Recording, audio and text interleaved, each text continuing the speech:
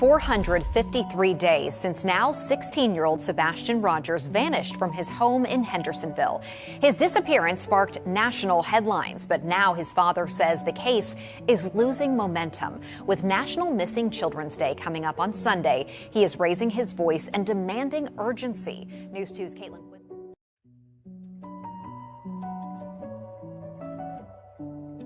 I went and talked to neighbors, and every single one of them, every single one, welcomed me. And if they had video surveillance, they gave it to me. The only person that would not talk to me, as the only person that had something to hide and wouldn't talk to me. You know, she has a son that's hiding and waiting for somebody in the dark, late night on the 25th. And there needs to be some explaining for that. I'll just leave it at that.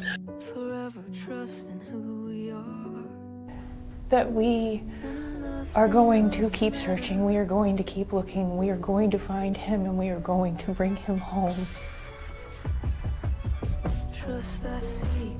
Since we first aired the video last month, authorities have said no evidentiary value. It is of no evidentiary value. It is of no evidentiary value.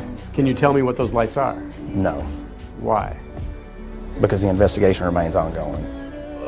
Yeah, I'm working on behalf of Sebastian. I am not, my client is Sebastian, and they're the guardians that have the ability to sign. It just started. Hi, Dad. I know this is gonna sound weird, but tomorrow's picture day. So could you send some decent clothes over to me so that I can wear the decent clothes and be handsome for my birthday with all decent clothes? Mom. Because our heart is missing. He is my world. I need him. I need him back with me.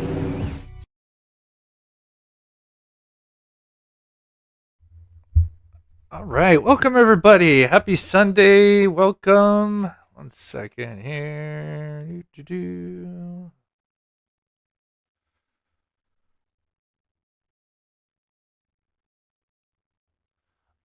All right.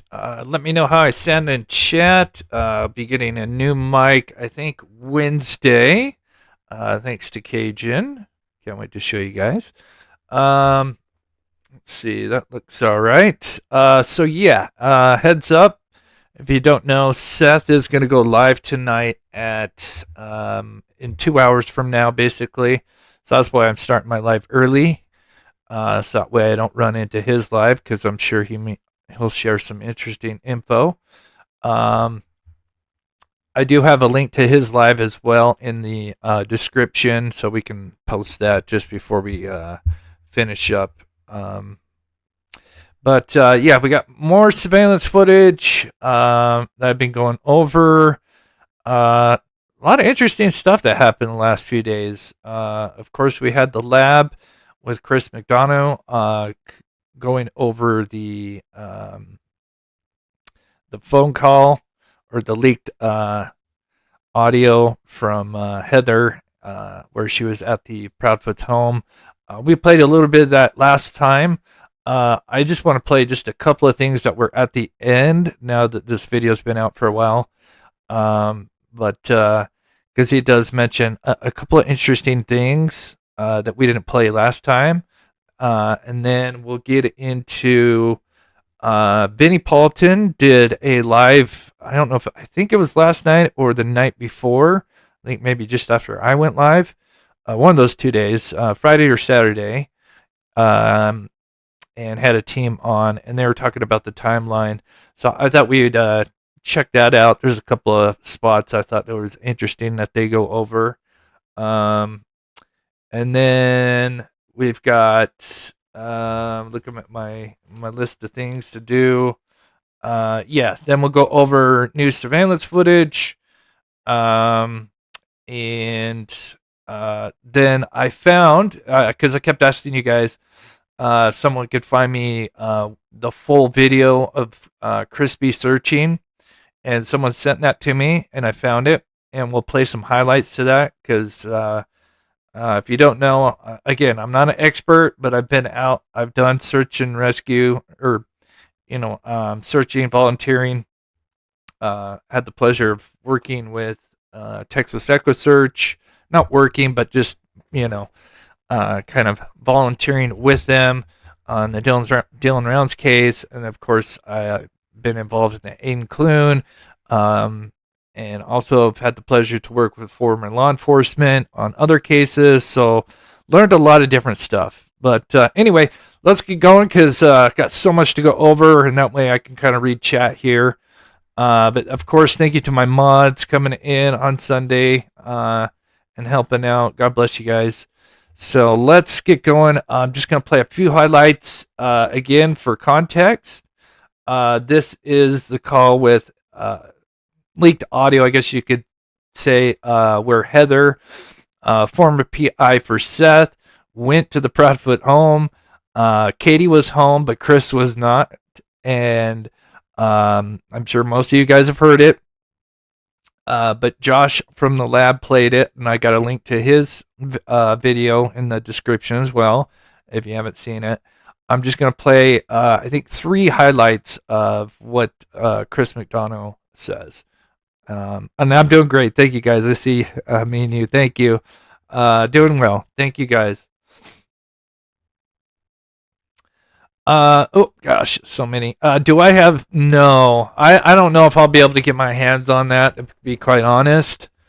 Boy, would I love to, because you guys know I would examine the shit out of that if I had my hands on it. But no. You never know. But yeah. We'll see. Then you cooperate with the authorities. It's that simple. Or it's the same principle. So I'm going to go towards the end of this. At the beginning, he kind of talks about, how Crispy, obviously, most of you heard it, Crispy's just flipping out. And they keep mentioning trespassing, and, Chris is sitting there, Heather should have kept kind of poking the bear, which is some interesting advice. Why does she need him to talk to woman, another woman who's standing there at the house, who's volunteering or has been hired by somebody or something, even if it was the cops, if she was hired by anybody. Okay. And by the way, I think I heard in there, he said, I was just at TBI in Jackson. Okay, so we played this part. I'm going to skip it to a part that I haven't played on this channel. Thank you, Faye, so much for the $10 super chat. God bless you.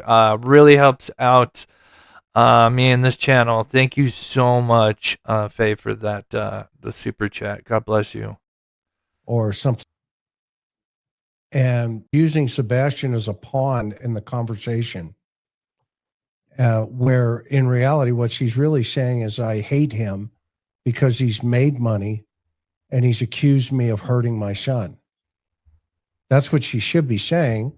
But what she did, though, is she inserted Sebastian in that role of how was he helping Sebastian by accusing and then making money and just going down a list.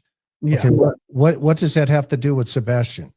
Okay, so for anybody that doesn't know, this is Chris McDonough, and he is a retired homicide detective and a veteran his wife's an investigative journalist. Because he has his own channel called The Interview Room. Very interesting. Love his content. Covered some of the same cases, and it'd be awesome one day to maybe have him on the show. But anyway, for anybody who's wondering who this guy is, if you don't know, former law enforcement, it's got great insight. If you're familiar with the Summer Wells case, obviously he had kind of that exclusive interview with Candace, and very interesting.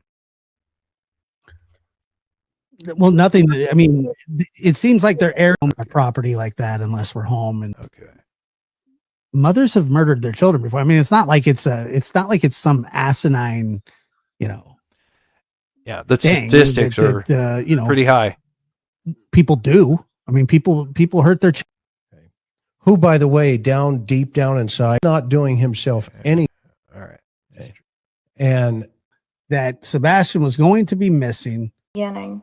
Okay. The fact that he literally released my son's sensitive trauma issues and blatantly lied about all of the details surrounding it, including the age of the person who did it to him. The fact that he has turned my son missing into some dramatized bullshit for the internet.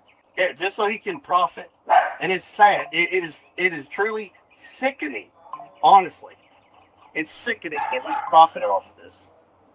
I don't need to be on television hanging choirs. I don't need to brag that I have done what I have done to help find my son. Well, I understand how you guys feel about everything. So you don't push the information to Detective Carter? I haven't talked to Carter yet. Carter has not gotten back with me. So I had to... down here with me. Okay. Well, that's good to know. But There's a reason why they didn't answer. Yeah. I know that.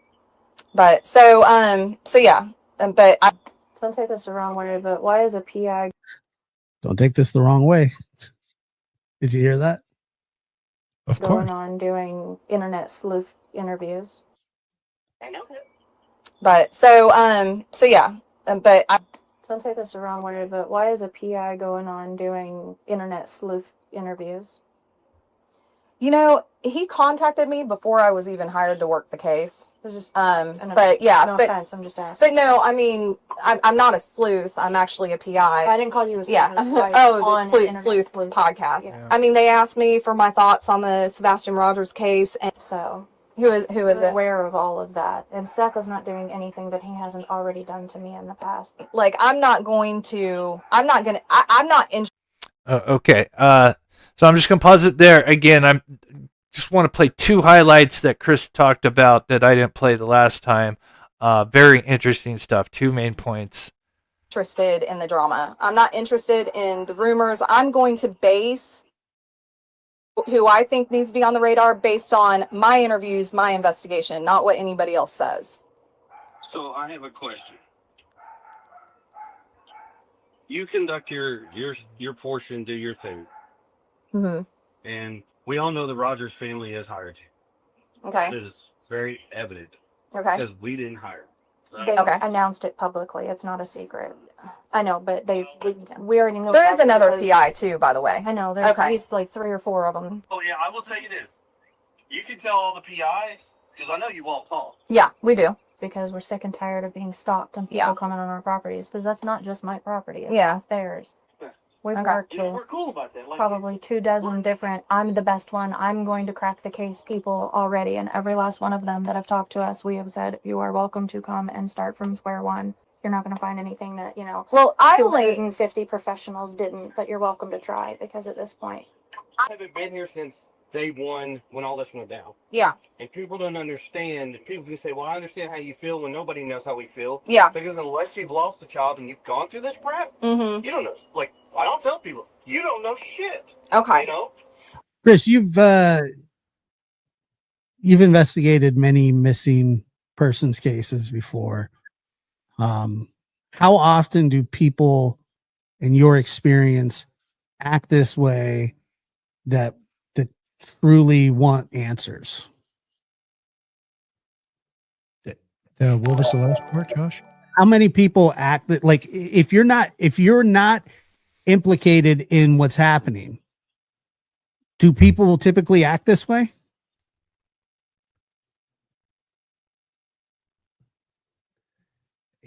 Everything that I'm hearing here is all the walls are up, all the barriers are up.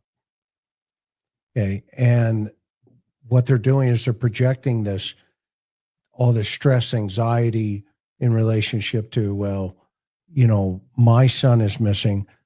Well, first of all, it's not his son. Sebastian is not his son. Number one. It's true. Okay.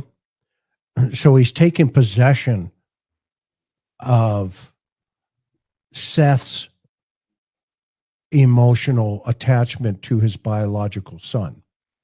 That's not normal. Okay. He's a stepfather. And stepfathers typically, have a difficult time with stepchildren unless they've raised them from, a real, like babies almost, right? And this is where, moms say, well, let me handle it. Let me fix it, etc. Okay. And the proper position for a stepfather is to step back and say, you know what, you're right. I don't want to, pour gas on a fire. What I'm hearing here is he's an arsonist. He's an emotional arsonist. Okay, so we kind of played this yesterday. I thought this was going into the other part. I think it's just a little bit further. Pamela, thank you so much. God bless you for all your hard work. You are appreciated. Thank you so much, Pamela. God bless you. That is very awesome. I really appreciate you. Let's see here. But yeah, that is so true. I'm gonna skip this because there's two highlights. He talks about Sebastian's medicine, and then there's one part at the end that I want to play. They're in a vehicle, and she jumps in this truck. She's got 3 kids. She puts all 3 kids in the back of the truck with a camper shell. I'm gonna skip this forward here. Man, I could see why you want to control over your wife or some folks, but there's a high probability he's not with us when he would stay with him. It projects this in Brooklyn. I forget. Hey, I remember. I was let them run. Love your avatar, by the way. Found none. which, by the way, And trafficking. And they just found 11 missing kids. See, what she's doing is transferring the conversation to other people. Yeah, okay. So we played this. Okay. There's a part where he talks about the medicine. I might have. And they just found 11 missing kids. And Right. everybody's going after this whole sex offender bullshit. So if there's anything to it and someone took him and it's traffic. by the way, don't look within 5 miles because he would have been found already. Well, she knows it's not true. That's a ridiculous thing to say. Why would you say that? She's telling the world right there. In her heart of hearts, mind to mind, she's telling the world that trafficking is BS. She says it. Yeah. Yeah. Everything that was brought in, there's no chance he was within 5 miles of the stops. Okay, stop. Okay. It was done over. So what she's doing is qualifying that she's aware of the technology that would be utilized, okay, the type of people that would come in to investigate it, okay, because she says, I'm aware of these things, okay, and so what she's doing is she's projecting that she has an edge to the investigation. Something else going on here that he's further out. That's what you think is. You're not more for me, but Yeah, no, but is that how you feel? That's what you think is going on? everybody keeps talking about trafficking. Okay. Yeah, I think it's they coming just right found after 11 this. missing There's kids. one big thing that I Right. want to Everybody's going touch after on this that whole he sex offender bullshit. So mentions. if there's anything to it and someone took him and it's Okay. So Heather asked her a personal question. Is that how you feel? She's asking for an emotional response. And what response did she get? traffic going after this whole sex offender bullshit. Just found 11. Everybody keeps talking about trafficking. I agree. That's her response. And they just found 11 missing kids. She didn't Talking personalize. about traffic. No, she said, well, look, they just found 11 kids. Okay, but she categorized it as everybody. And now go back just for a second, one more time. Sorry. This is important. Please. All right. I mean, you're not more for me, but Yeah, no, but is that how you feel? That's what you think is going on? everybody keeps talking about trafficking. You see, she And asked her a personal response about, is that how you feel? Is that what you think is going on? And she responds with, everybody, meaning not her, Yeah. outside of herself. She responds by deflecting outside of herself that everybody else is saying all of these other things. Okay. Complete That opposite takes of some the skill. question. That is somebody that has lied all her life. And because she is asked about her feelings about what's taking place here, about her son. And she reflects to what other people are saying, not what she is feeling. Okay. Like I said, I love him. And again, I don't want to play all this stuff because even though it's been out for a little bit, but I want to play one more thing where he mentions at the end, and oh my gosh, it hits home so hard. Okay, because eventually the dam will start to have leaks, emotional leaks.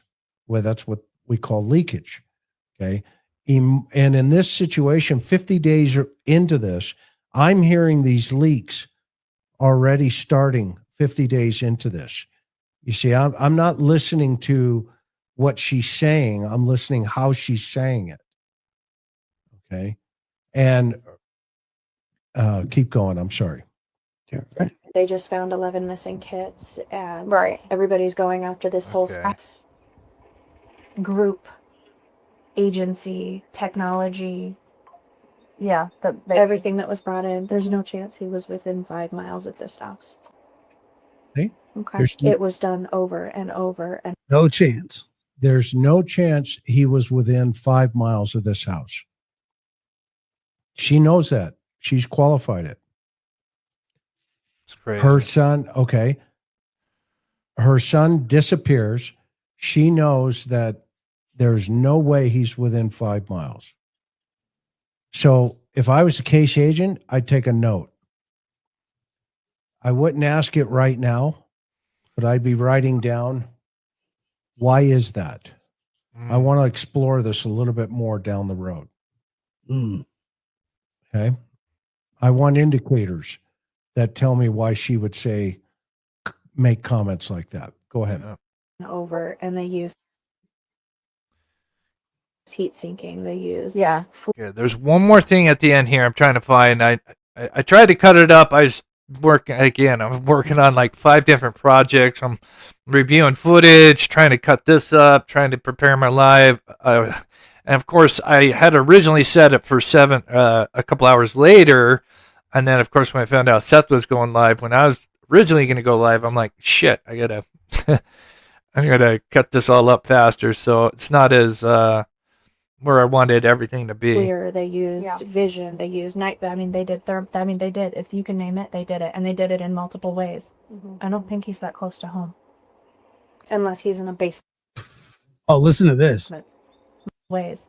I don't think he's that close to home, unless he's in a basement. I was begging them to search farther. Stop. Unless he's in the basement. I think Or it's In a basement. That's Did it weird. in multiple ways. I don't think he's that close to home, unless he's in a basement. in a basement, I was begging them to search farther. which is still. Mhm. I was begging them to search farther. Okay. This area has been Even Heather, the PI, is like, what is going on here? canvassed.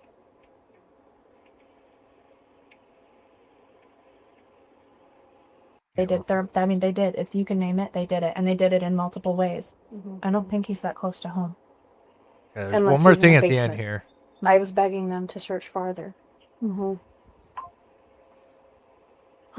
Okay. This area has been canvassed. Yeah, this is the big one. Okay. It's 50 days in. 50 days in. Yeah. this response he I'm a has mom too, is babe. amazing. I get it. I do. I have a 15-year-old son as well. And you're doing a good job of keeping yourself together, which some people interpret badly. Well, I'll be honest with you. Every one of them spineless cowards. Oh. Here we and we're back. And action. Yeah, crispy. Rolling the meat grinder. Oh god, throw the meat Let's grinder. stop for a second. Let's stop for a second. Right. So they are worried. This is it right here. About something around that house.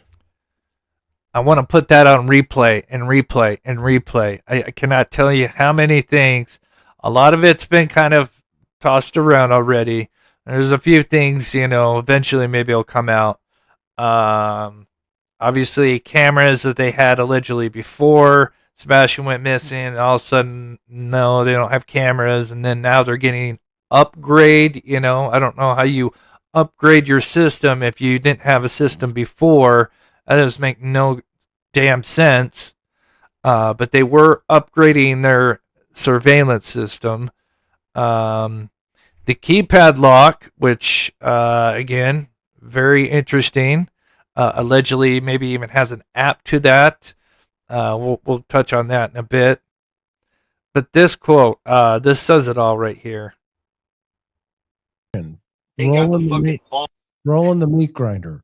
But let's stop for a second. Right. So they are worried about something around that house.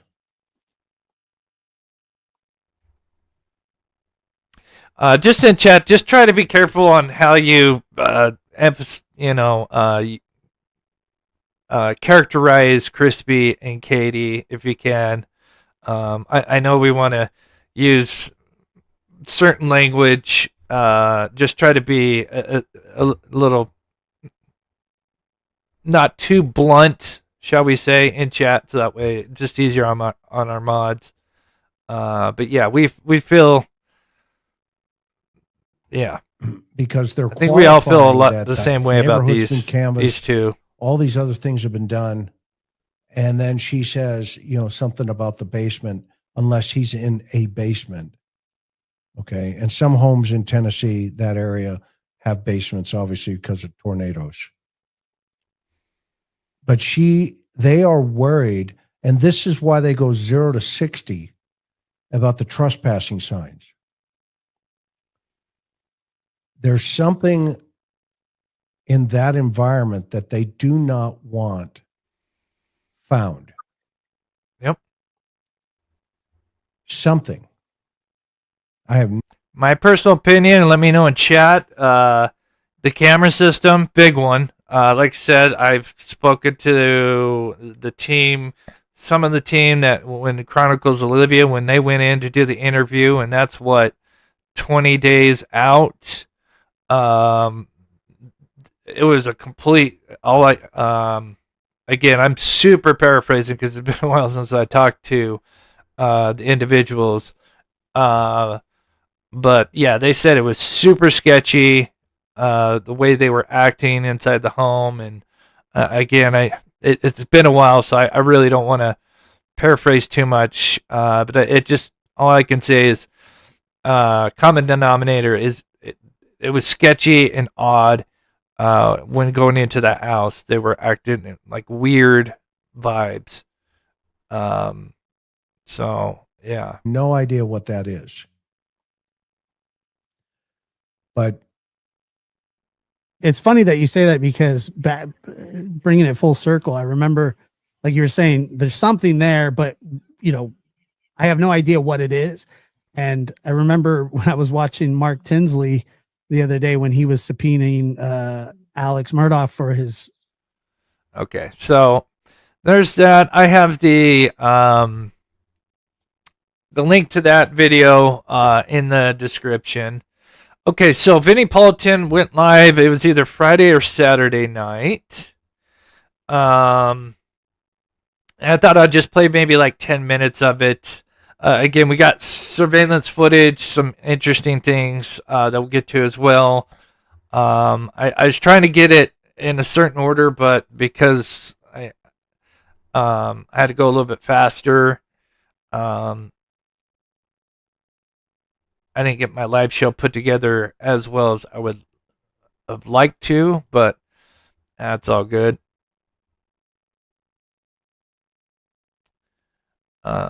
So Vinny, where's Vinny? Didn't I just type in Vinny? Okay. Sora 2 is now. So I'm just gonna play just a couple of about 10 minutes of this. They mentioned some really interesting stuff. This is obviously Vinnie Paulton from Court TV. I really don't know these other guys, to be honest. If you guys know in chat and want to fill me in on who Albert, I don't know, maybe he's an investigative journalist because he's got the ESQ. I don't know if is that Esquire? I don't know. And then we got Jonesy here. I love his look. And you can tell he's in the back of the studio, which is kind of cool. But anyway, they go over the statement from the FBI that came out, obviously. What was that? September, August? But they mentioned a couple of interesting things. And yeah, let's just go with this. We're just going to mainly focus on the, when she's going to put him to bed and stuff. Yeah, I mean, obviously, and you can't blame them because, obviously we've been covering this case literally nonstop. And then, of course, I've got a lot of inside information or inside sources, shall we say. Again, I don't know everything in this case. And there's plenty of people in chat that, oh my gosh, when it comes to like the family tree and extended, I'm lost, right? I focus on kind of like the evidence, like, obviously, but there's some interesting stuff. I just want to play a couple clips from this, and then we'll get to the surveillance in about 20 minutes or so. Or nothing that's come out that we're aware of that says that there was any untoward behavior or there was any other problems between her and her child at the restaurant. There's nothing that says that they were fighting or that there was incidents. So it just seemed like they had a decent, a nice meal. They were playing. Oh, hey, Seth. And hope you're doing at the well. bowling alley and had dinner. Seth's in the chat. He's going live in an hour and a half. That's why I went live earlier. I have the link to his live in the description. So when we get towards the end here, coming up like maybe 10-15 minutes before he goes live, we'll post the link to his live in the chat so everybody can go over and check out his live. So because of course it's all about Sebastian and Seth getting answers. But yeah, I just want to play a couple of clips of this. I need to use the restroom, so I'm just going to go full screen real quick. But they share some interesting stuff. Just kind of their thoughts about this timeline. I mean, so they did look into the restaurant. I mean, obviously the mother is always going to be the first suspect with regards to this because she's the one who sees him last. The last known person to be with Sebastian Rogers is her mother. So everything she says needs to be corroborated from start to finish. Everything. But it would be very, very difficult to corroborate that he's at the house without him logging on to a computer or without having something else or made a phone call from the house or had a cell phone at the house. But the cell phone is at the house. His cell phone's at the house. His money is at the house. Right. They have his cell phone. Well, like, is his cell phone? Did they track the route from the restaurant back home to see if it was a direct route? Did they check all the cameras? Did they check license plate readers? Did they check surveillance video from whether it's convenience stores or traffic cameras? I don't know what exists in Hendersonville, but were they able to? I just wanted to tune in on that. Like that, I think those are great questions because we know JLR, he went out to certain areas, kind of extended out. I think he went out even towards like Memphis area, where there was allegedly a tip or whatever, and asked some of these convenience stores, "Hey, have you been asked for your surveillance?" And they said no, and it's just kind of mind-boggling that they didn't, dot their I's and cross their T's. But let me play a little bit more of this here. I'm going to go full screen. Verify that the drive home was in the appropriate amount of time that it takes to get from point A to point B, and did it take the route that you would expect them to take? And if they did, is there any sort of corroborating evidence, video, digital evidence? That's what I want to see here. And there's not. I mean, unless they're not, they may not have released it, but like Right. I think they should instead of just giving us a narrative, right? Which is kind of what the FBI is doing. Say, okay, we verified it X, Y, and Z, but it's not really playing out that way. Here's the next part, and this is what you're talking about, Al. And this is the really strange part. Katie told us a little bit before 10 p.m. She heard a loud bang coming from Sebastian's room, so she yelled out to him to ask if he was okay, to which he responded that he was. Said Detective Brandon Carter from the Sumner County Sheriff's Office. She told him to go to bed because they had to be up early for school the next morning. Boom. Are you okay? Yeah. All right, get ready for school. So it's a situation like that. Does that make sense? No. Does that make sense to you as, mom home alone with her child who is a child with autism, but it's functioning. He's high functioning. That's you see, these are the kind of little factoids that always send up flags to me. Right. And then, of course, keep in mind, this didn't get announced until, what was it, day 20 when we heard about the thud? Correct me if I'm wrong in chat, but I think it was day 20. They mentioned this timeline over and over on Smiley's, Dutch's. No mention of this. And then we even played, some of the first few interviews with the news channels. And one of them, she says, we had a really good time when we came back, as if she interacted with him between 7 and 9 before he went to bed. And you would think that would be so huge.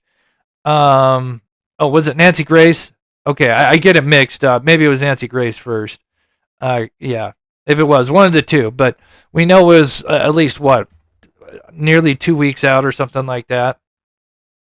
Yeah, and I think the thud was made up, right? To kind of make it sound like, oh, well, maybe that thud could have been nefarious, but she didn't check on it. She just asked if he was okay. But anyway, there's one other point I was going to say. I kind of got sidetracked. Yeah. There's almost too much detail and then not enough detail. Oh, yeah, between 7 and 9, like how is there no explanation? One of the interviews, she kind of says, yeah, we had a great time after we came home, as in if she interacted with him. And then after that one interview, she never mentions that again. It's like, yep, he took the trash out and then he went to bed at 9. So there's whole 2 hours where, what happened in those 2 hours?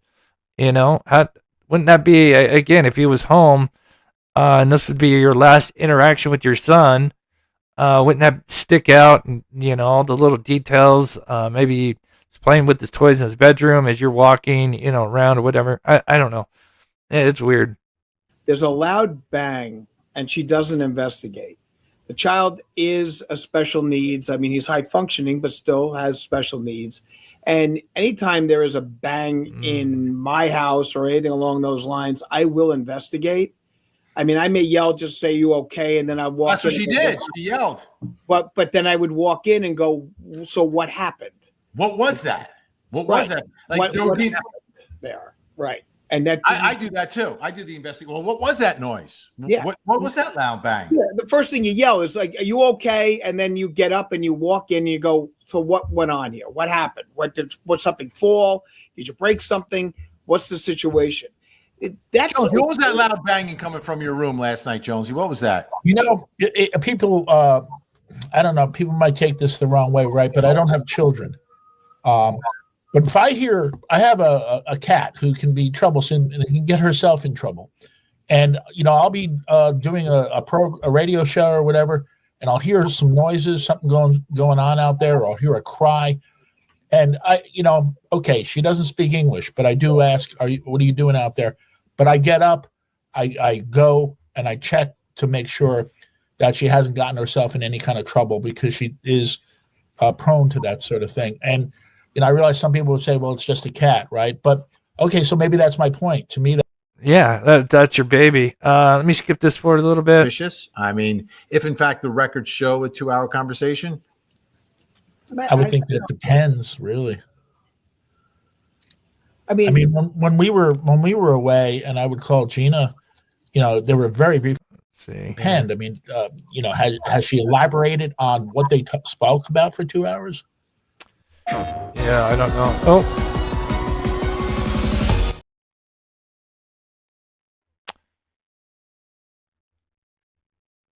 Well, I think there's been some talk about that, but I think, but we don't know. We don't know what they spoke about.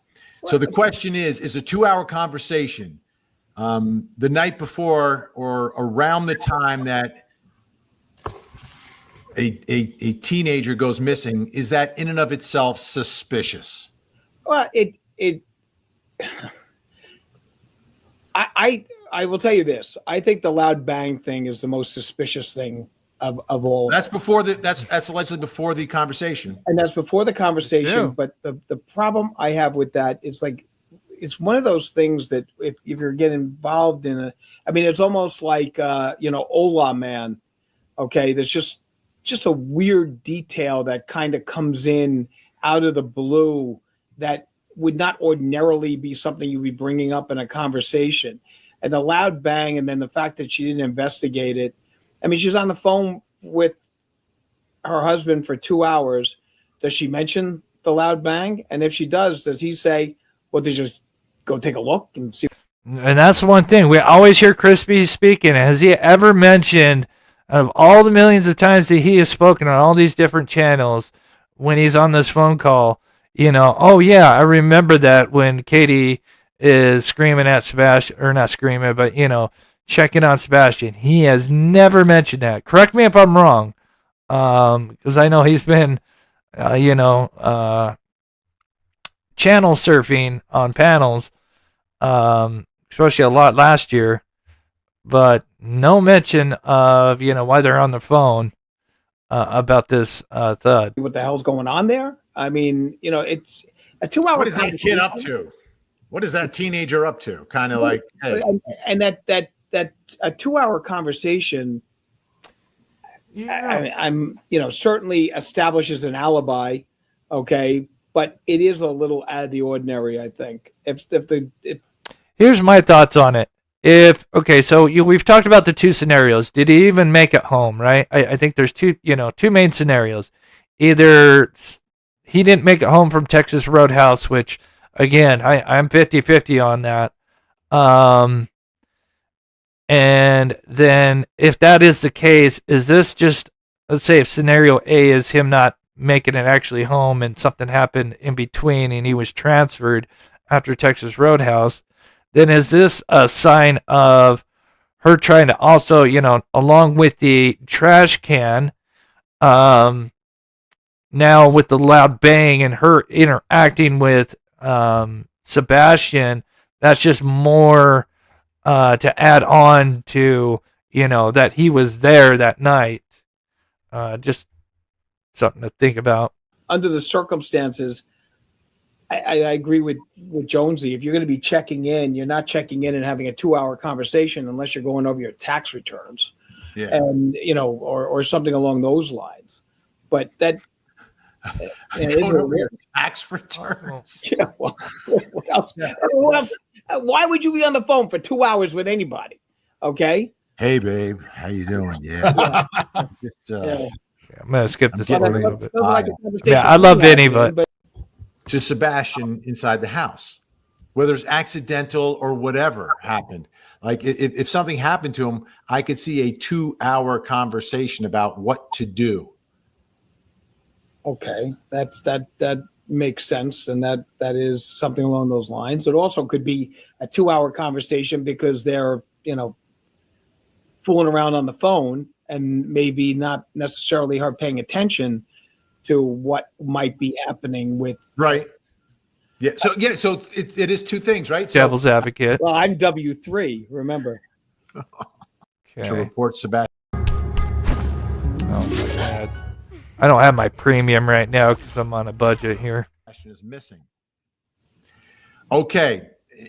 In the way that breaks down, right? Sebastian's missing. Chris, I can't find Sebastian. I'm going to get in the car. I'm going to go look for him. I'm going to drive to the school. Boom. He calls, I guess, 911 or No. the emergency communication lines in Hendersonville because he is purportedly out of town at this moment. Right. Does that all make sense to everyone here?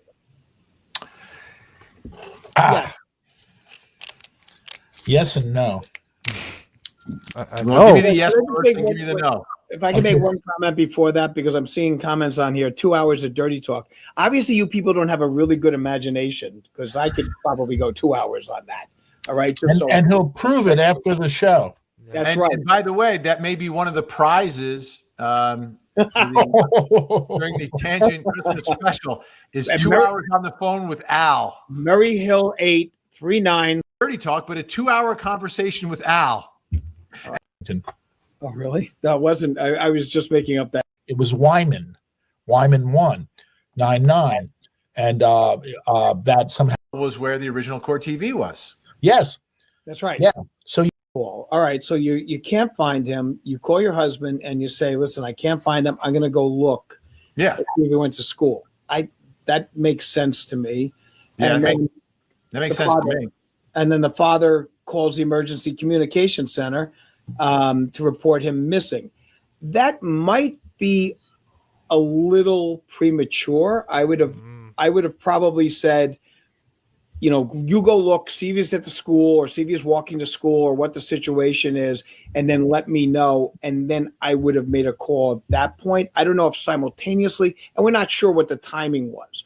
Well, you have to look at it two ways. No, they say during this time, so Katie gets in the car and starts searching before returning home. During this time, the husband called the local. So he's calling as she's searching. She has not completed her search. And I find that to be a little premature.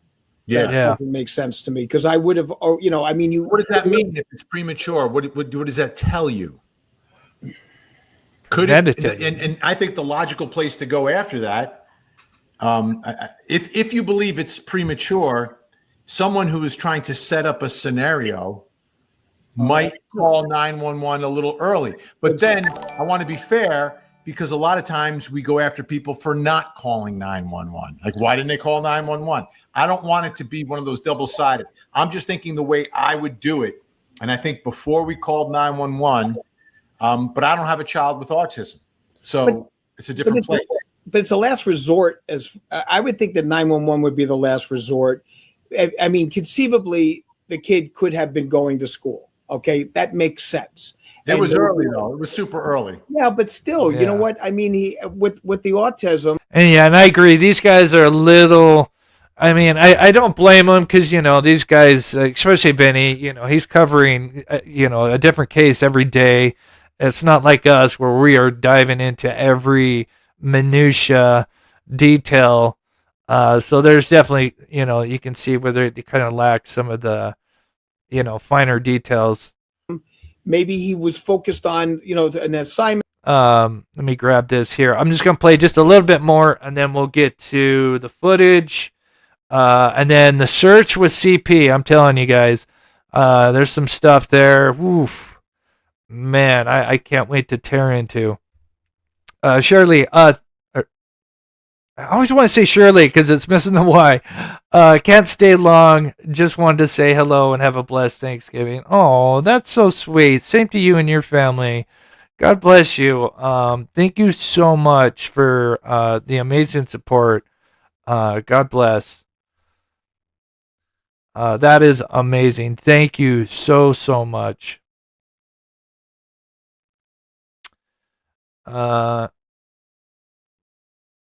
Did she get out before school bus or after? You know what's funny?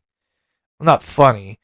Is the timing of her leaving to go to the school? It's very interesting because the bus is actually going up.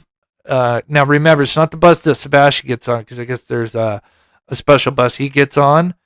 But the bus is literally going up at 6:20 up Kellen because it doesn't go up Stafford. It'll stop on Kellen and Stafford for anybody that, any students that were on Stafford. That's kind of like they have to go to Kellen and the bus will pick them up there.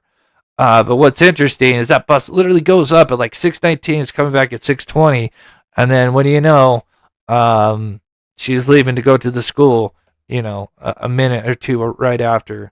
Very, very interesting. Or something he was going to be doing, and he got up and he wanted to get to school. He didn't want to sit in the house anymore. Yeah, with no shoes. Yeah, see, no shoes. They're missing some of the bigger points here.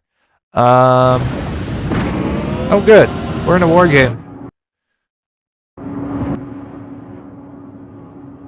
911. So, I mean, okay. To the edge, correct? Yeah, yes. So, what is it, diameter? I want to get into a little geometry right now. Jeez. I just don't remember. It's been a while. Okay, we'll move on from that. I think there was something in there that was kind of interesting. It said, I think we kind of covered at least half of it. Definitely, you can tell they're a little. They don't have all the info. Because, like I said, I think that guy talking about, well, it makes sense him going to school. Well, he doesn't have his shoes, doesn't have his backpack, doesn't have a coat. So much, that they're not talking about. So anyway, all right. Question on your scars. Did they check? CP's parents went to Alaska and they've come through Canada and show ID. So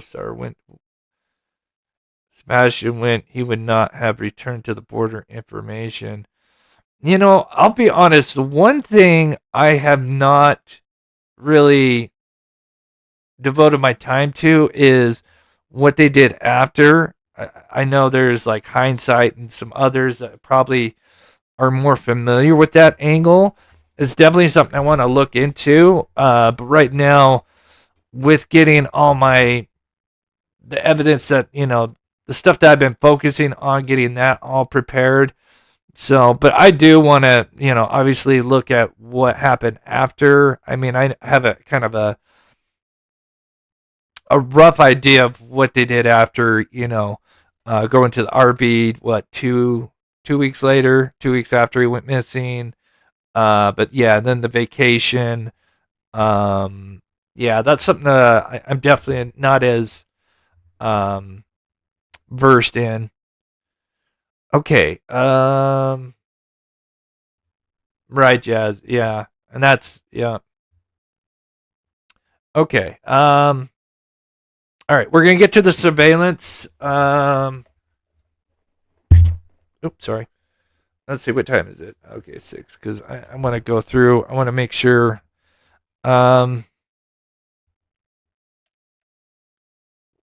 Okay, we talked about this before, but I'm just going to go through this really, really fast. That she made. But I just wanted to go over the pros and cons. Well, I didn't get to make the cons list because, again, with Seth going live, and it's no, it's not Seth's fault or anything. Just had a lot going on. And anyway, so we'll just quickly tackle the first two scenarios, then we'll get to the surveillance, and we'll just kind of skim through the the pros of it. But obviously, he's at Texas Roadhouse. It's been examined a lot. We've talked about this in the last couple lives. The one thing I just want to mention is it's very interesting that there's this tip that came in that they believe they had seen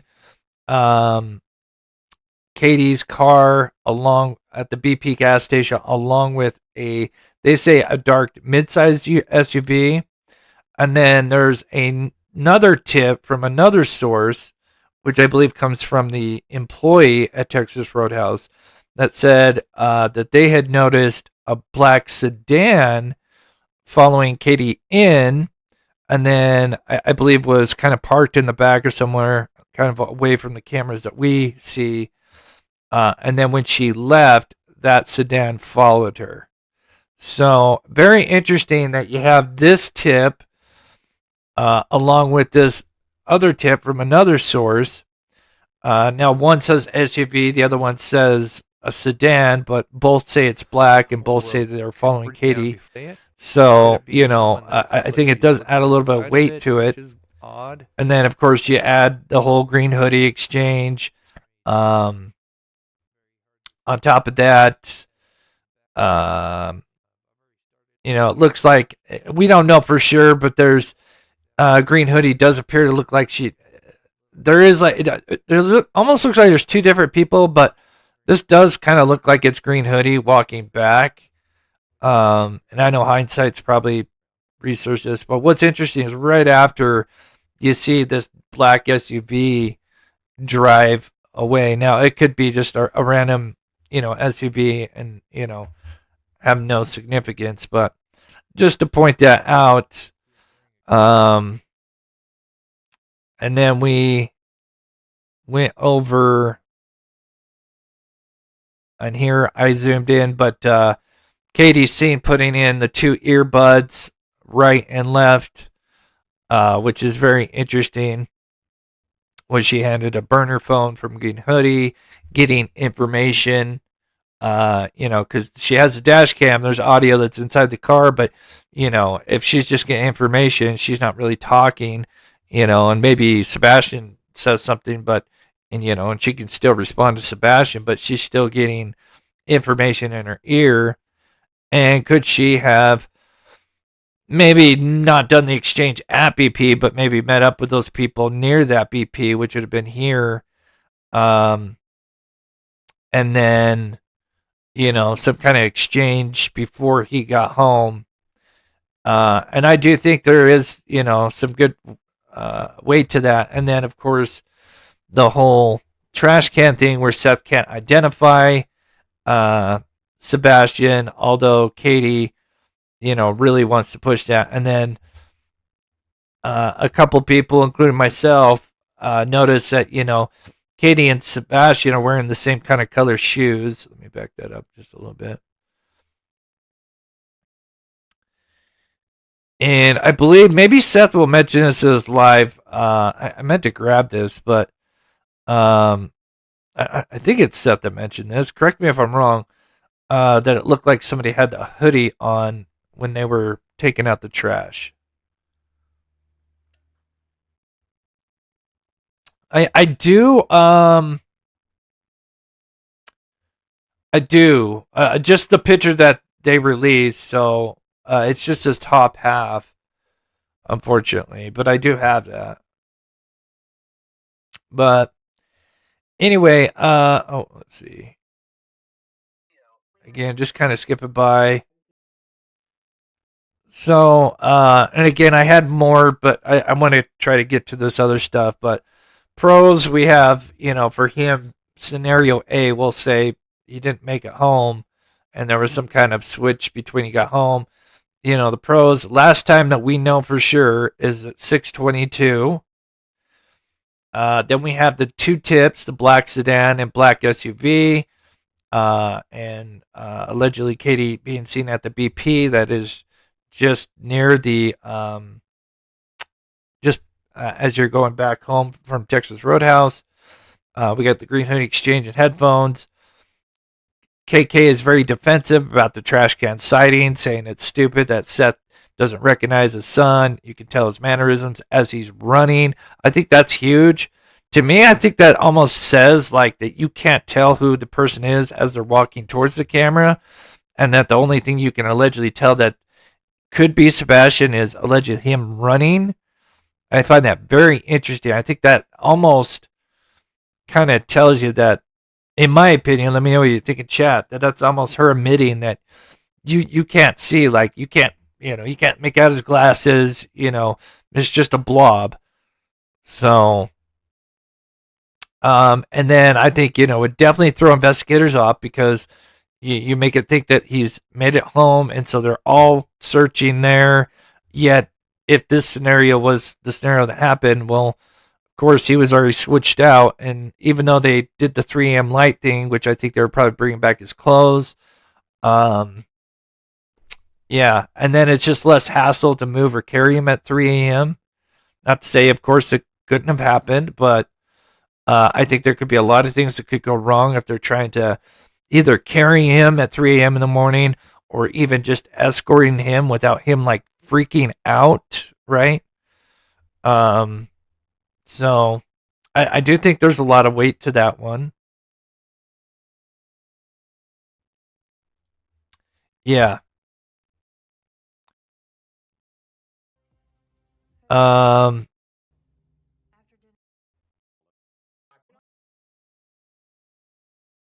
Then we have this scenario, which I'm just going to show just this one part here. And I talked about this gazebo yesterday, where I'm going to be working on this because this gazebo is, a cylinder structure. And I talked about it. It might be kind of confusing, but the one interesting thing about this gap between subject 2, and we'll move on, but come on. Oh, shoot.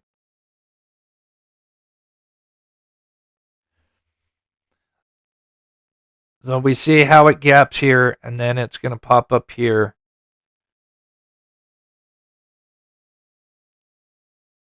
Oops. Oh, here we go.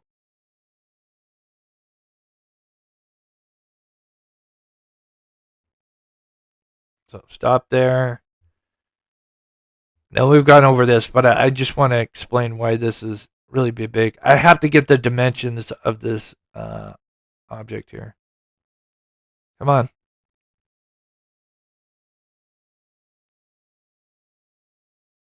I have it super slowed down.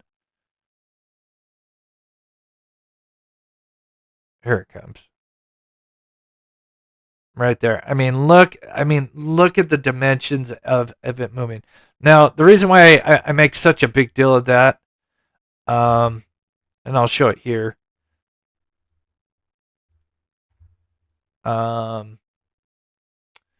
So let's see. Can I take a 3D image? Yeah. Perfect. Just like that. So this is what I'm talking about. As long as the distance is the same, so you have subject 2, appear, and then it disappears, and then it appears. Well, when you have a cylinder object or a circle object, no matter the view, so oops, let me use a different color besides blue. Use red. So we're looking at it from here, right? From this distance, right? And our subject appears here, and then of course there's nothing, and appears here. Well, it wouldn't matter if I shifted my focus from here. So now I'm standing here and doing the same overlay with the same object with the same light source. Because it's cylinder, it'll have that same gap as long as I have about this, the same distance, as long as I'm moving 3D around it. It will always have that same gap, if that makes sense. Same thing. If I go this way and I'm looking at it this way, it'll have that same gap, right? Whereas if you had, give me yeah, there we go. Let's turn you.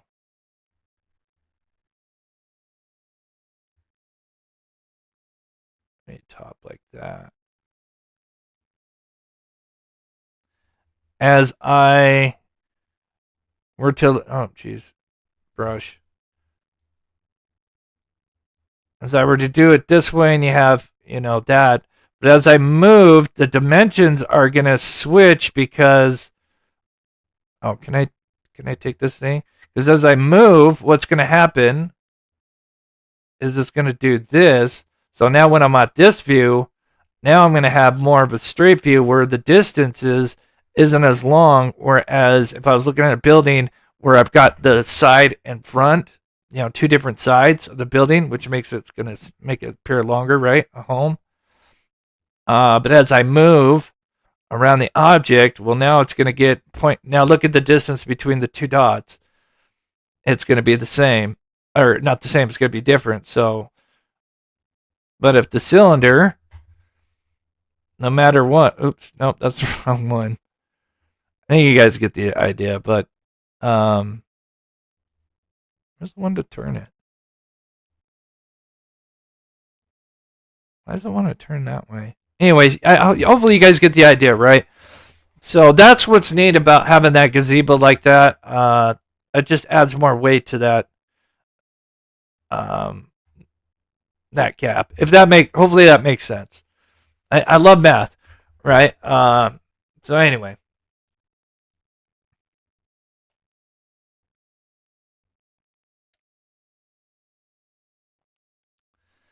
Math lesson. So yeah, I wanted to bring this up. So of course, then you have, if you did make it home, we have some really strange things. We have, this footage that only just coincidentally, the Stink Feet's team, PI hired, got this footage, right? Which is very interesting.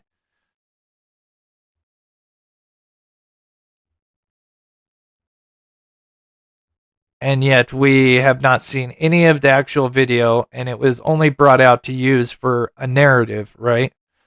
But this comes from Carly, and this is going to feed into our next thing. But I just want to show Silvers here. I mean, look at those. I mean, those are the floodlights, right? Look at them. These are the floodlights. He's driving up Stafford. The gazebo's about right here. I mean, look at these. I mean, those are definitely floodlights, especially when you look at them at the angle right here. I mean, that's about what we got. And look how it drips down. Notice how they have that drip down, right? And we literally have that. With these, with these. Now,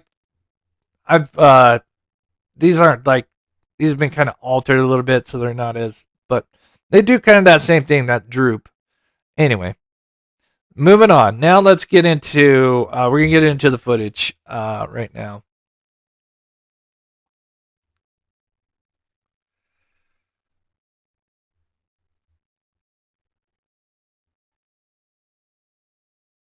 Oh, one other thing is, I kind of mentioned this, and I have to be kind of careful, but there is a theory that they had. Obviously, we know they had a key lock pad, right?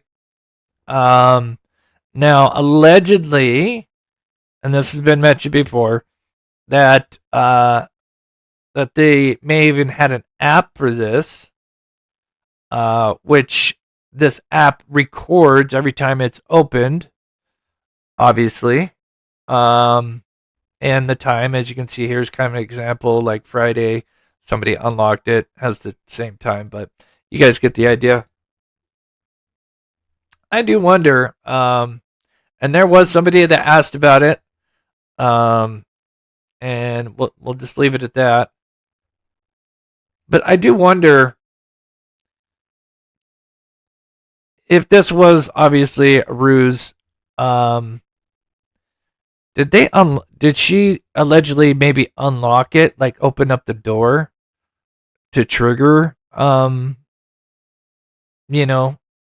front door? I'd be curious. I wonder if that actually happened. Let me know if you guys think that she would do that in chat. If that was something that she had the app, and she did like unlock the front, or not unlock it, but opened it up and shut it at like 3 a.m. And maybe law enforcement knows that, but I'm sure they would keep that a secret. But yeah, that would be kind of interesting. But anyway, there is allegedly some more to that. And yeah. Poke the bear. All right. So let's get into Carly here. So explain to me why you don't want Bobby and Carter involved. Oh, Charlene. Oh, you have an app. Oh, that's awesome. I didn't want Bobby and Carter involved. I said I was referring to your tone, which is Oh, interesting. Oh, I'm very pissed. So of course I have an apartment, so obviously that's interesting. I know that. I think we just all need to take a breath because no one is accusing anyone of anything. The CPS 5 report allegations. Oh yeah, I wanted to fit in the CPS thing, but I just didn't have enough time. I know probably hindsight has got like all of the recordings, where every time he's asked about the CPS reports, it's something different. Nancy Gray's 3 turned into 1. Or no, was it Smiley's 3 turned into 1? And then Nancy, I think he's just said 1, right? There's 1 on him for Sebastian and 1 on him for, with Nina. And then here he says 3, but I just want to play this quote, and then we're going to get into the footage. Since it's being rumored it was only 5 because follow-ups, why not clear that up? I wish I had an answer for that. What I do know, there are people who need content. There are people who need to speak and give misinformation and misdirection, and that is their choice. However, a person with a brain and anybody who's been able to see the CPS reports should be able to see that there's actually only 3 CPS reports. And they'll be able to distinguish that. Now, even 3, like even just 1, like that's not good. Like, just 1 alone, right? A CPS report that doesn't sound very good. And then 3, he's like, oh, it's just 3. That's not good. Even though we know there's more, but my hell. I'm not going to go into what these CPS reports say. I will make this statement out there. If they ever are eligible to come to light, there's going to be some people who are going to have quite a bit of backpedaling to do. Then unfortunately that's on them, not on us. That's facts. She says that's facts. She has no idea what's in the report, right? I'm sure Crispy probably behind the scenes has told a version of, his version of it, right? But the fact that she says that's facts, that makes me disgusted. That disgusts me. Angel says, I'm so... Okay, now... Oh, did it not fill in? Oh, okay. Yeah, only. Joel says, glad to be able to support the crew. Thank you so much. Member for 7 months. You are so awesome. God bless you. And Joanne Kelly, thank you so much for the $1 You are so sweet. God bless you. Okay, so some surveillance footage. Because this is interesting.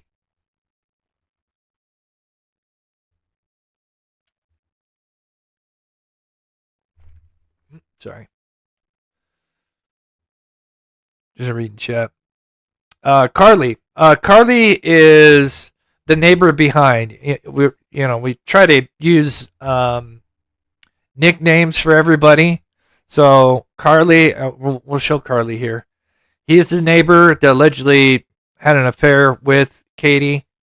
And I do believe that there's a good possibility, allegedly, that he helped them in this. He's also the person that went at the vigil and said, "Oh my God, this is so bad. This is so bad." That is Carly. We call him Carly. 12 to Lane 1000.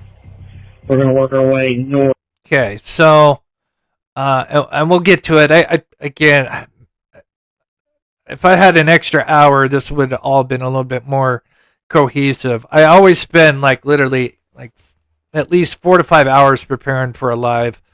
And I'm trying to look through new surveillance footage and try to put a show together. So it's hard. Here is the clip of the timeline. We've all heard it before. I'm just playing this one clip where they talk about the Hendersonville guy helping out. This is Carly. And, already he's out there allegedly helping them. Killing Lane. That's fine. I'll get these 2 houses right here, and we'll take the right side. The white Ford truck, that's the Hendersonville officer's house that's with me. White Ford.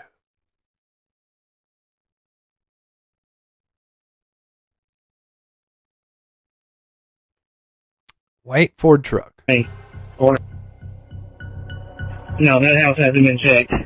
The next house up from is see the white Ford in the driveway. See the white Ford in the driveway? They're talking about Carly. That is the neighbor behind. And in my opinion, I think he allegedly helped them. We log a neighborhood Facebook page. Post was made 1023. Check. No motion on camera.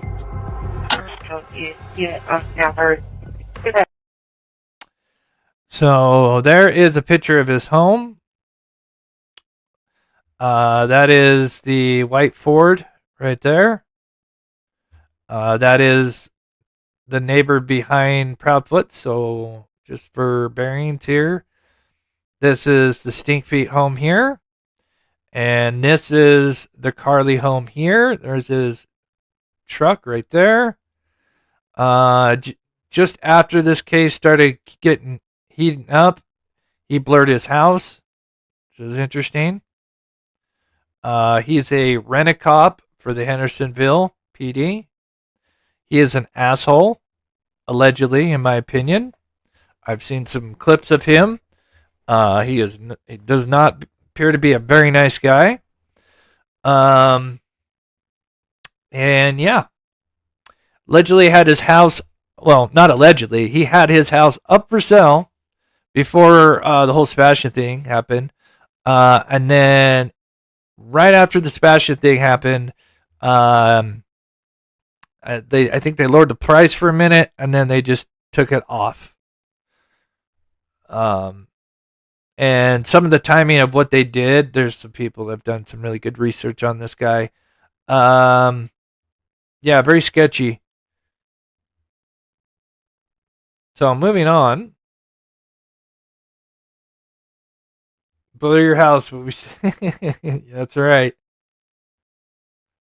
You can run, but you can't hide.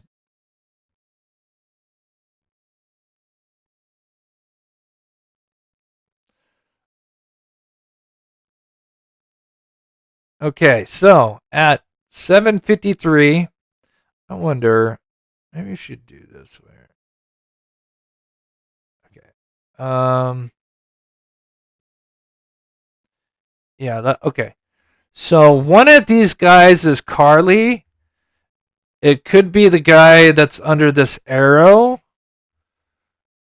Maybe. But it's one of these assholes back here. Or not assholes, but one of them's an a-hole that's standing in the back. Possibly bald. Definitely not with under the red arrow. It's definitely not Carly.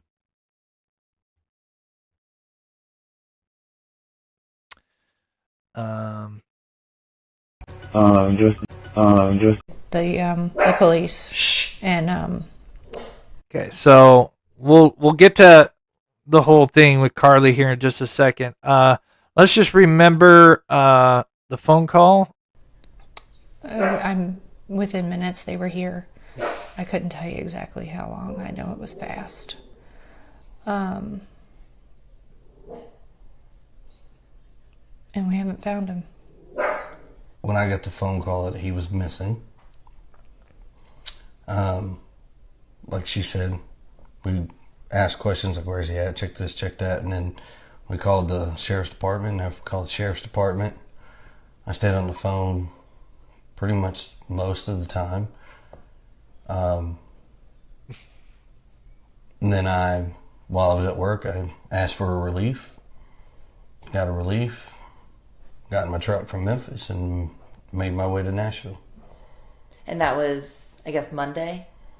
The morning that he was missing, yes. Okay. Was your extra horses and Okay. What was your reaction when you got that call from? So this has been one of the big, another big red flag is the call, because he didn't call 911. He called the 9 emergency line, allegedly. Some people wonder if he even called Carly, right, who is a reserved wannabe Henderson PD. And there are alleged witnesses that said they saw Henderson there first before Sumner County. So keep that in mind. And I want to show you this vehicle. Notice that is Sumner County Sheriff's Office vehicle. We can see the big sheriff on the side, right? Look at this other vehicle here. Notice it's almost like an undercover. It is an undercover, really. It doesn't have the lights on the top. It has the lights, that light up inside the car. But it's got the bar. Is that what it's called? Like a bar? Ramming bar or something? For the grill. And anyway, extra horses and people for that. And also out in the field here today have been drones, helicopters, and all-terrain vehicles. Sebastian Rogers is 15 years old with autism. He was last seen at his home and beverages to emergency crews working around the clock to locate Sebastian. To go out in the woods and the trees and that to Okay, so at 7:37, I went through not all the footage yet, but I'm going chronologically, right? So we see Katie at 6:32 coming back home, right? Now I watch from 6 to 7, other than Katie at 6:32.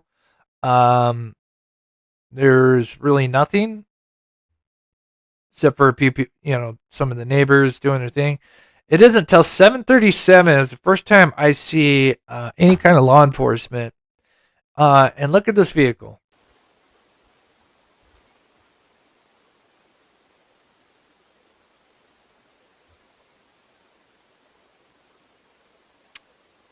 Uh-oh, did I go back too much?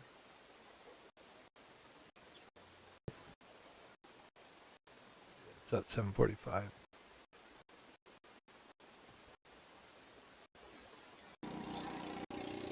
Nope. 7:44. 7:43 or 7:45. It's just before the guy on the four-wheeler.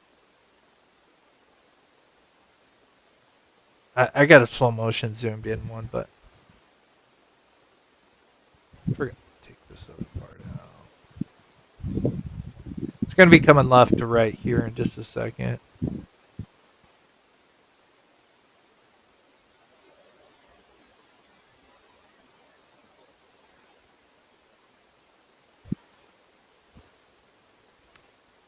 So the audio sucks on this camera. We've kind of talked about that, but there's other cameras that have much better audio.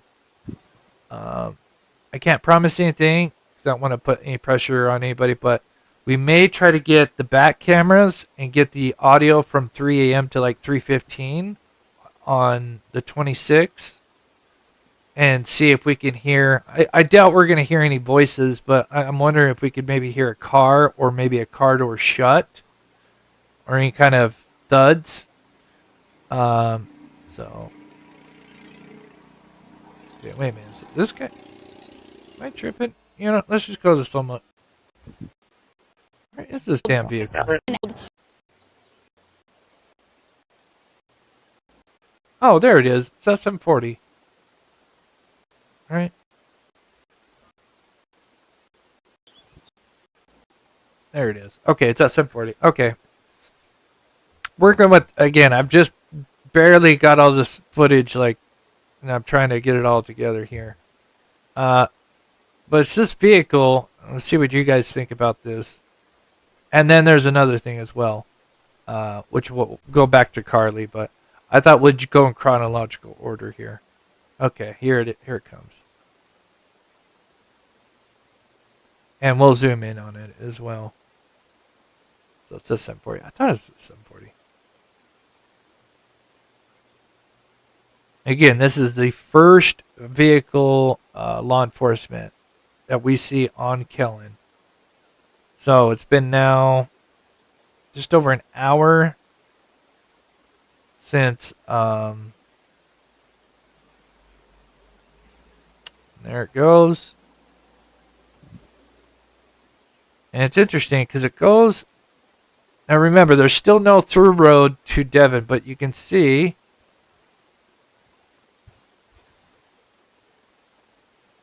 right there that it goes on to Devon Court, which is weird. Then let's take a look at this vehicle a little bit closer. So here it is.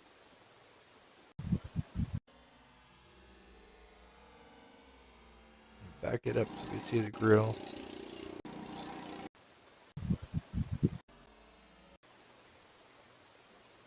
Okay, here we go.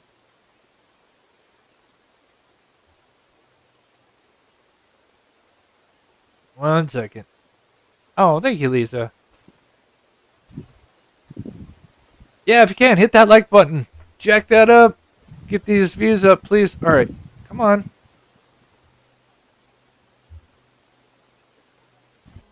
Here we are. So you can see that it's got the grill thing and the rims.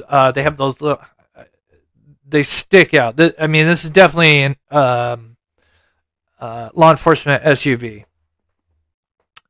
You can see the little whatever bar thing that they use, whatever they call that, and the rims. And I'll show you an example. But as you notice, there's no sheriff thing on it, right? It's definitely a law enforcement vehicle. It's got the ram. Is it ram bar? Is that what they call it? The ram bar. That protects their vehicle so they can do the pit maneuvers. This is the first vehicle that we see that morning of any law enforcement. Yeah, it was. Yeah, the sun comes up. It really kind of makes it a little hard to see the vehicle as well.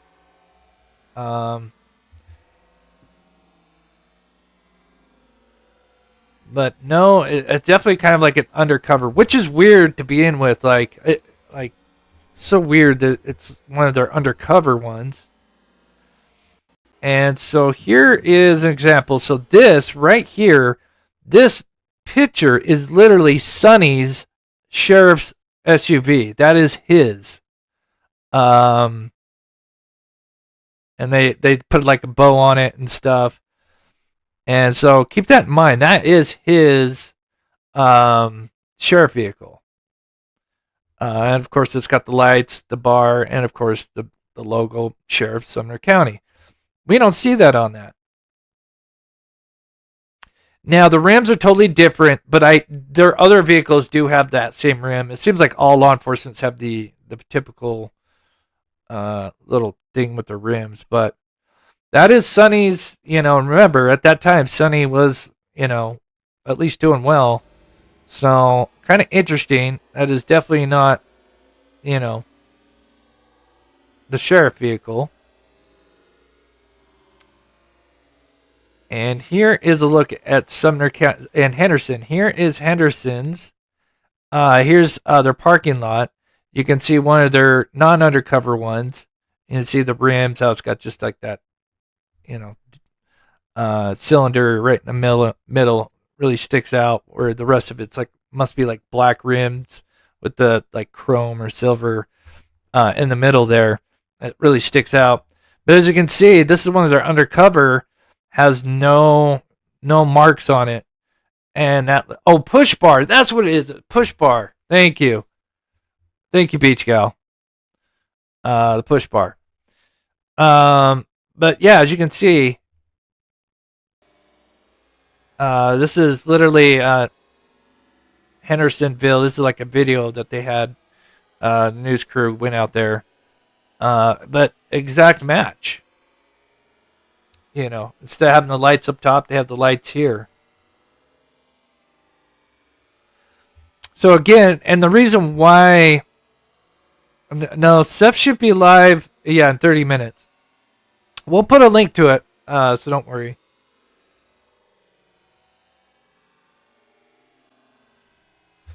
Bless My says, I just did a Google search, came out with Undercover Police Interceptor Ford. Yeah. Now the question is it... Yeah, and it's weird for that. And if what's also weird is they stay up in that area.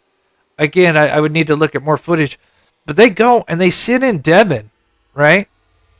They just sit up in Devon court. Now, they could be doing a staging thing to set up for, play devil's advocate. They could be setting up a staging area for, to go into construction. But it's weird. Like, they go over here. They don't go here. They don't set up like here, right? They go over here. Now, it's possible that he moves over across. But I watched 2 hours, let's see, at least an hour and a half. That cop car never comes back down. But then something else comes back down shortly after that. So there's that. And then we have this. So remember that this is at 7:40. And then guess what we get at 7:53. Now, I don't know, again, because tons of people could have, white truck. A lot of people have trucks. I think there's someone in chat that could maybe identify this. Come on. Second I move this, it's going to show up. Oh, I knew it. I knew it.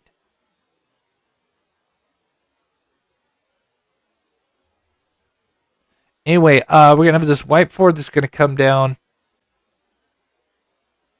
this way. Here it is.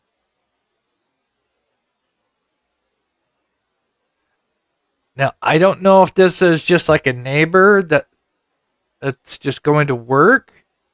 Again, there's only so many houses up there. But I'm going to zoom in. I didn't get a chance to check AI on this one. But I just thought it was interesting because it looks like it literally came from where that undercover cop was at. And here's it zoomed in. And I just wonder, is this Carly? Because he has a white Ford truck.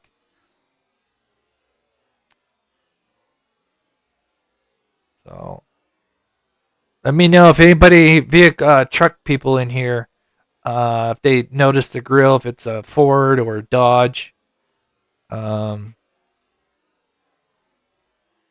have to kind of work with the colors again because the sun's, especially with a white vehicle, it's kind of beating on it.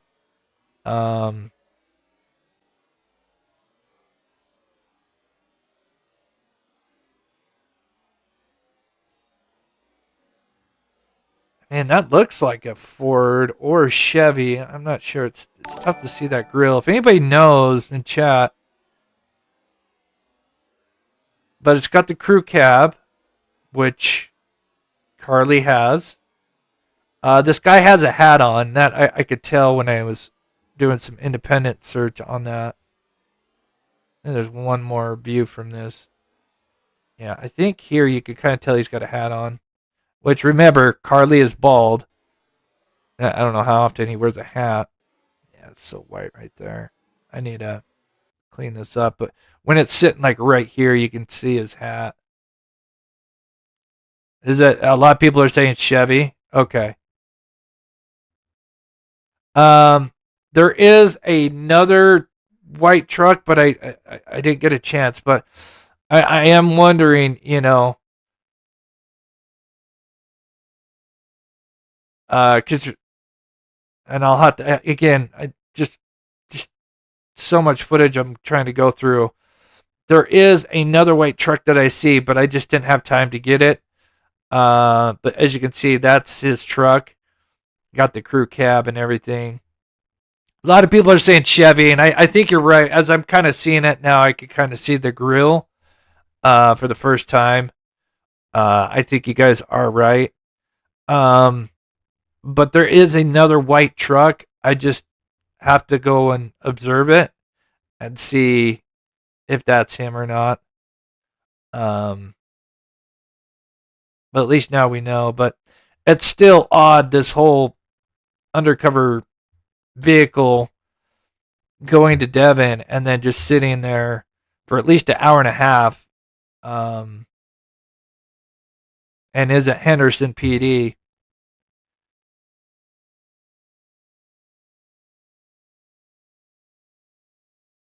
Some people are saying Ram. Yeah, maybe just to double check, I'll have to run some filter. Oh, sorry, run some filters on it. Oh, it goes so fast. Sorry, guys. One more time. Yeah, the grill right there. Yeah, I could see the Chevy. Man, I can't see it 100%.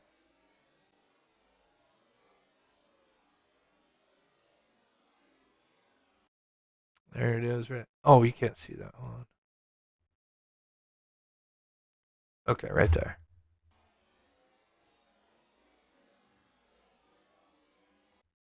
That does kind of look more like a Chevy grill now, looking at that. Almost look like you can see the emblem on the front.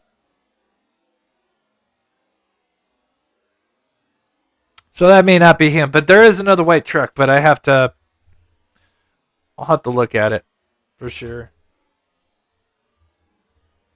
Let me see. Some people are saying definitely ton Chevy. So at least we know. Okay. Okay, gotcha. All right.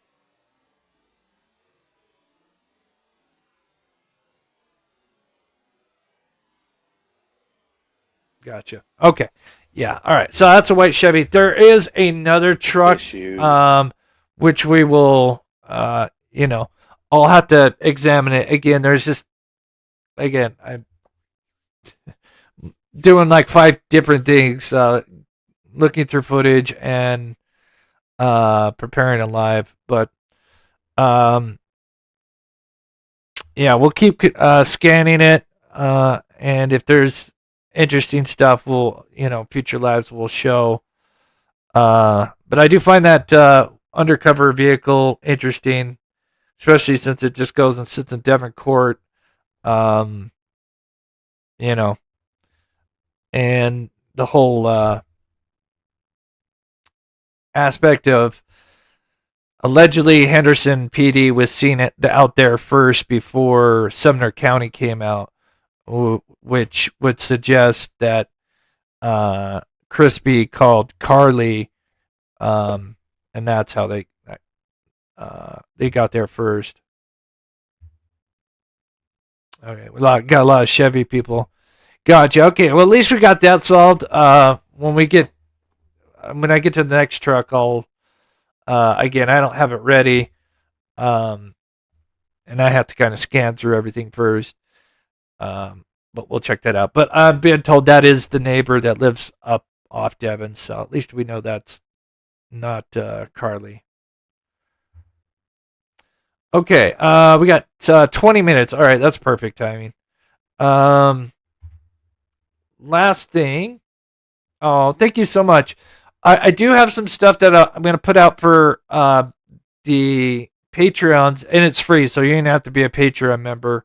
It'll be some of the surveillance, just like maybe midnight to 1 a.m. Nothing that has anything like with the neighbors running around, but I thought maybe at least released certain little sections just on Patreon where just word of mouth, and that way I can control it, and yeah. I tried to put that up earlier. Patreon, I don't know, seems like they're having some kind of issue. Maybe they're doing maintenance, so maybe I'll do that tonight if it's working. So yeah. All right. Let's get to the search here. Everybody's looking. The prayers, keep your prayer warriors out there. Keep them strong.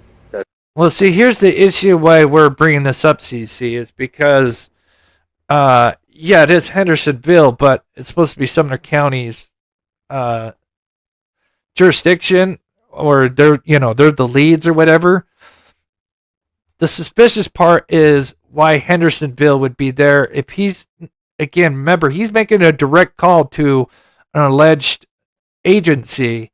So it's kind of weird that if Henderson shows up first and allegedly he's supposedly talking to Sumner County, how does Hendersonville get there first?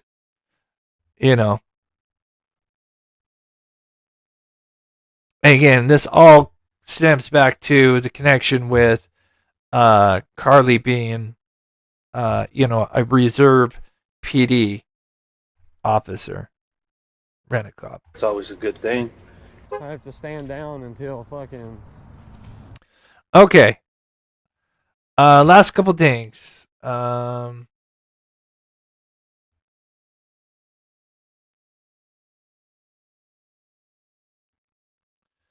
in Sumner County. They have a black SUV undercover. Ooh, I think I've seen that one, CC. The one that, because there was one that drove down on the 27th. I wonder if that was them. And they have a white pickup truck. Interesting. So that more likely means it could be, in my opinion. I mean, there was a undercover white Hendersonville 20th of January. SUV there. Oh, for that meeting? Yeah, they're going to do it Thursday. They said that, they had to rush it today. It'd be best if we do it. I got a lot of information.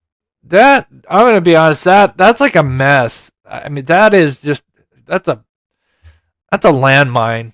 That's just landmines all over the place when it comes to the dogs, to be honest. To me, that's a shit show. To me, I think all the dogs just went all different directions, and, depending on what fits your narrative, you're going to pick one dog over what the other 20 dogs did, and yeah. Anyway, so here we have day 299. Stuff that will ultimately help me. Day 299. We are 10 months out. We have Mr. Tree. We have Mr. Pablo. And Crispy. And thank you to the person that sent me this. There's just a couple of highlights I want to point out. And if anybody local, if you guys can tell me where this is at, is this north of northwest. Well, it's either north or south, most likely. But if anybody knows in chat, is this north of the Proudfoot home or south? This is where Crispy has his epiphany, and I just want to play a couple parts. Yeah. So that's Crispy right there. Now, because I only have 15 minutes, we have to kind of speed this up here. Chris got big old damn muck boots on. Some bitches. Some of us don't have those. They go. Okay, so they're playing around. He's got this measuring tape it's basically a measuring tape, if you're wondering what Pablo's got here. And that goes down, it's Cletus, I call him Pablo. And that obviously going to be used in multiple things, but it appears they brought this for caves that fall down, right? I think this is kind of be like a narrative, like, hey, look at all these things that could have fell down, right? But remember, this is day 299. We had to do this last time. Just walking through here, going back and forth. That's on my Christmas list. Muck boots. Okay. Oh, it's like a pressure cooker lid. All right, they're playing around. It's slippery. All right, here we go. Here's the first one. There's two main things I want to pull out. Like a little crevice right behind the rocks. That's wild. Like a damn whole ass crevice behind the rocks. This is probably. Okay, here we go. This is the first one. Yeah, I wish I had more time to go over this.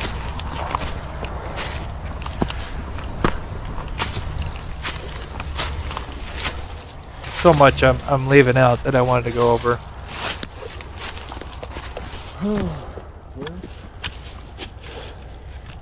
Yeah, this is actually kind of where we went. So cool.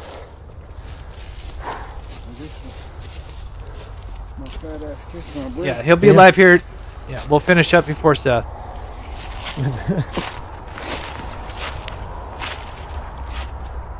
At least we all climb towers. Well, you climb hills. Okay,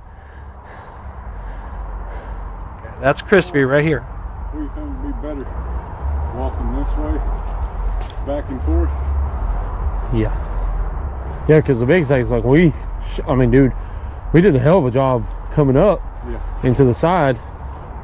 The biggest part is we never went this way. That way and back. It's just hard for me to and I keep it out of my head. It's like he wouldn't go as far, and it's like it doesn't matter. So. Well, here's right here. Something to think about. Think of how big of much of a problem as we're having coming up. Oh yeah. Yeah. Think of in the dark. Oh yeah.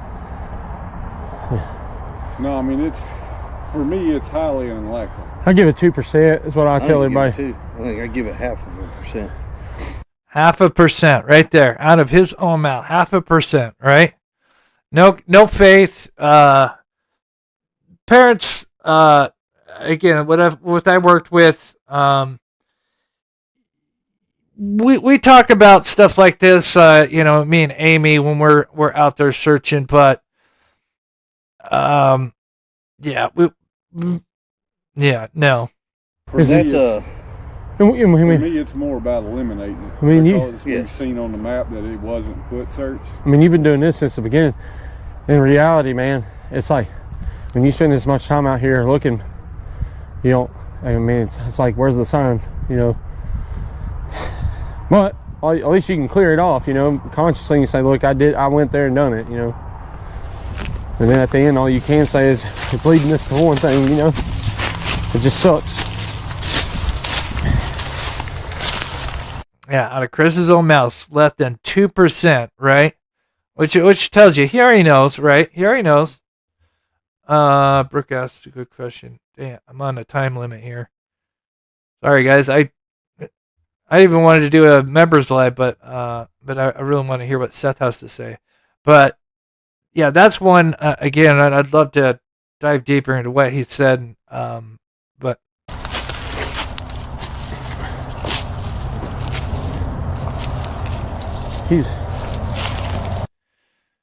man, I really wish I could explain. When you go out, they clearly have the map. I heard like the first part where they have the map. They kind of have like the where they kind of the big search happened. And anyway, you could tell that they're kind of on the outskirts of one of these areas that allegedly hasn't been searched or whatever. Again, when you go out, and again, this is 10 months in, you would have a game plan with what you're going to go out and you're going to be like, okay, what is our best odds to finding Sebastian? We're not just going to go out, expand the search area, especially if it's been like 5 miles, right? Because this kid's barefoot. You're going to look for like little pockets.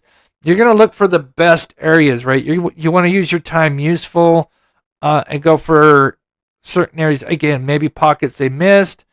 But again, I can understand a little bit of going outside of what they have searched. But to me, this is like they're going in areas. And I'd love to know exactly where they're at.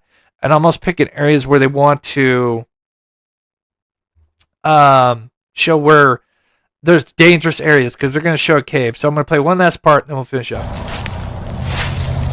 Yeah, we'll do this tomorrow. But let me play this last one. There's one thing that we're sitting here doing. Okay, right here. Now remember, they've been searching for about an hour already. This is why I wanted to have the original video, because I'm like, when does this guy have this epiphany? They've been searching, because I fast forward and skip this. It's like an hour and a half live they search. And of course, they've already probably been out there for at least 30 minutes before they started filming. So keep this in mind as we finish. The stuff that I look at is it's like, I mean, that wouldn't be that hard to walk. Yeah, but even That hard to walk, but getting past the houses without being seen. the time of the year and the elements. Yeah. We're thinking, I mean, there's one thing that we're sitting here doing is walking freaking daylight. Yeah. Yeah. In my walk night, this man. motherfucker at night, you are not seeing anything in front of you. So if you would have come across a hole or something, you would have gone down first before anything. Now, that's why I think it's important. That rock ledge. Yeah. I think it's. So again, I mentioned this because, we played just the clip of him mentioning that. And now I have more context. He's saying this literally over an hour. And again, this is 10 months later. This should have been something, again, if he was actually searching throughout those months, which again, yes, let's pick December when, it's super cold, whatever, why aren't you searching, in spring and fall? This is December. And anyway, yeah, to have this epiphany, again, just an hour, way over an hour into it, this would have been something you already would have been in your mind. But again, it just blows my mind. It just shows, one, then done any searches, especially, and I mean Chris, and two, that, he knows, in my opinion, he knows where Sebastian is. But and then I really do think he's kind of actually getting an epiphany where he's like, wow, this does kind of sound stupid that somebody's going to be walking barefoot, for 5 miles. It's ridiculous. Anyway, there's more I want to touch on, but anyway, 4 minutes till Seth goes live. I'll play the pet outro. Sorry, guys. Again, it's not Seth's fault. I just wish I would have had more time to prepare everything. Yeah, we'll do part 2 of this, and I'll get more prepared, and maybe we'll have some more stuff. And again, I would love to know where they're at, so I can give more insight on this. But anyway, I'm gonna close that out. again, I'm sorry I didn't read chat more. We'll do a pet outro. Again, this is for the members only. So if you are a member and you haven't sent in a pet, you could do so. But I want to play the pet outro. While I do that, mods, if you can put that link to Seth's show. It's in the description. I'll do it as well. But yeah, we will be back tomorrow. Maybe we'll do a members live after the regular show. Oh, perfect. Oh, thank you, Sensei. Yeah, thank you, mods. There we go. Okay, so that's Seth's live show right there, or that's his channel, one of the two. All right, guys, pet outro. Have a wonderful rest of your Sunday, and we will be back on tomorrow. I lied for you, I tried for you, you won't play alone. I got you in my sight.